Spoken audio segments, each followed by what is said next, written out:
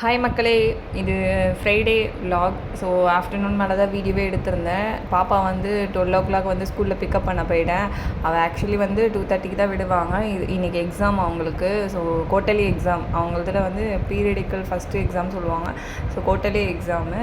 So 12 மணிக்கு விட்டுட்டாங்க. Madam வந்து எக்ஸாம் எப்படி பண்ணேன்னு கேட்டால் எதுவுமே ரெஸ்பான்ஸ் பண்ணல. எங்கள் மிஸ் எனக்கு பர்பி கொடுத்துருக்காங்க அப்படின்னு சொல்லிட்டு டான்ஸ் பண்ணிகிட்டே போயிட்டு இருந்தா. சரி, அவளை பிக்கப் பண்ணிவிட்டு வீட்டுக்கு போகிறோம். ஸ்கூல் போனோடனே அவள் ஃப்ரெண்டு இவ ரொம்ப சேட்டை பண்ணுறா தமிழினி அம்மா அப்படின்னு சொல்லிட்டு இருந்தா. இவளோட ஃப்ரெண்டு தான் அவள். ஸோ அவங்க ஃப்ரெண்டை பார்த்துட்டானா நான் போய் நின்னா கூட மதிக்க மாட்டேன். ஆனால் கொஞ்சம் ஸ்கூலுக்கு லேட்டாக போனால் ஏன் இவ்வளோ லேட்டாக வந்தீங்க, ஒரு 5 மினிட்ஸ் தான் லேட்டாக போயிட்டுருப்பேன். கொஞ்சம் முன்னாடி வந்த பேரண்ட்ஸ் வந்து அவங்க பசங்களை கூப்பிட்டு போயிடுவாங்களா, அதுங்களே இந்த அம்மாவுக்கு வெக்ஸ் ஆகிடும். வந்த உடனே அவள் வேலையை அவள் கரெக்டாக பண்ணுவாள். ஏன்னா நான் இதை ட்ரெயின் பண்ணுறதுக்கு 1 மந்த் ஆச்சு.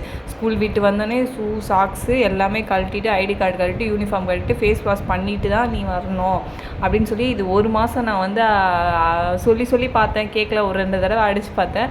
அதுக்கப்புறம் அவளே வந்துட்டு அதை வந்து ட்ரெயின் பண்ணோடனே அவளே இப்போ ஸ்கூல் விட்டு வந்தோடனே ப்ராப்பராக அவள் வேலையை அவள் வந்து கரெக்டாக பண்ணிவிடுவாள். வந்தோடனே எனக்கு பசிக்குது. நான் ஏன்னா இன்றைக்கி 12 விட்டனால மார்னிங் வந்து அவள் சாப்பிடல, சும்மா அரை தோசை தான் சாப்பிட்டு போனான். வந்தோடனே எனக்கு பசிக்குது. ஆக்சுவலி அவள் ஸ்நாக்ஸ்க்காக தான் பசிக்குதுன்னு சொன்னான். நான் ஸ்நாக்ஸ் தராமல் உனக்கு நான் தோசை சுட்டு தரேன் அப்படின்னோடனே சரின்னு சொல்லிட்டு தோசை சுட்டு கொடுத்துருந்தேன்.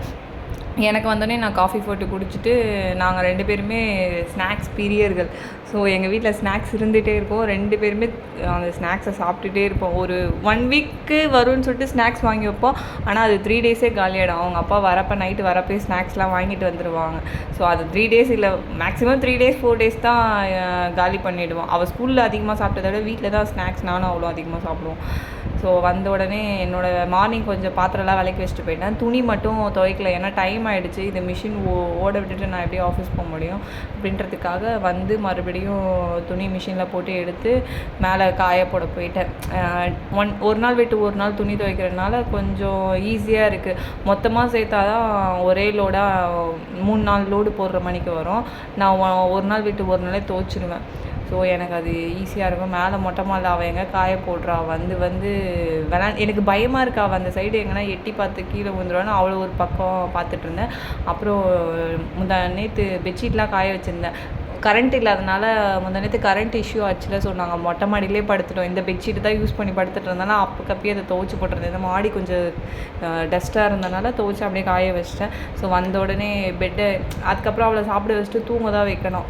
ஸோ பெட்டை க்ளீன் பண்ணிவிட்டு பெட்ஷீட்லாம் மாற்றிட்டு தலானி உரெல்லாம் போட்டுட்டு தேர்ஸ்டே நான் வந்து மாற்றிடுவேன். வீக்லி ஒன்ஸ் வந்து நான் மாற்றிடுவேன் பெட்ஷீட்டு. ஸோ வந்தோடனே தலானி உரை பெட்ஷீட்டு எல்லாமே மாற்றிட்டு, ஏன்னா மார்னிங்கே எடுத்து எல்லாத்தையும் துவைச்சிட்டேன் நான்.